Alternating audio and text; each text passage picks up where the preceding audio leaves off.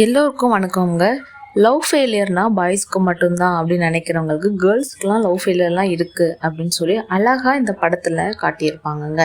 நம்ம heroine karate and ரைட்டருங்க. இவங்களோட character அப்படின்னு பார்த்தீங்கன்னா, அவங்களுக்கு ஃபோன் கிடையாது, எதுவுமே இல்லை, கெரியர் ஃபோக்கஸ்டாக மட்டும்தான் இருப்பாங்க.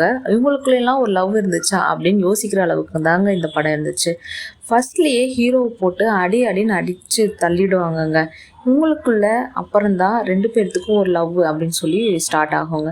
ஹீரோவுக்கு திடீர்னு மெயில் ஒன்று வருது. அதை பார்த்ததும் ஹீரோயினை வேணான்னு சொல்லிடுறாங்க. ஆனால் ஹீரோயின் ரீசன் கேட்கறக்காக கொற்ற மலையிலையும் வந்து கேட்குறாங்க ஹீரோ கிட்ட. ஆனால் கேவலமாக பேசி ரிஜெக்ட் பண்ணிட்டு போயிட்டே இருக்காருங்க நம்ம ஹீரோயின் நடிச்சிருக்காங்கன்னு கேட்டிங்கன்னா வாழ்ந்திருக்காங்க கூட சொல்லலாங்க. இதுக்கப்புறம் தான் கதையே ஸ்டார்ட் ஆகுதுங்க. ஹீரோயின் இதுக்கப்புறம் எப்படியெல்லாம் மூவ் ஆன் ஆகுறாங்க, இவங்களுக்கும் ஒரு இன்னொரு ஸ்டோரி இருக்கா அப்படின்னு சொல்லி லாஸ்ட்ல தான் இருக்கு. டைரக்டர் கடைசியில் வச்சாரு பாருங்க ட்விஸ்ட்டு, உண்மையிலே சூப்பராக இருக்குங்க. நீங்களும் போய் மறக்காமல் இந்த படத்தை பாருங்கள். நெட்ஃப்ளிக்ஸில் போயிட்டு தான் இருக்குது. ரிவ்யூ என்னன்னு சொல்லி கமெண்ட் பண்ணுங்கள். நெக்ஸ்ட் வீடியோவில் பார்ப்போம். பை.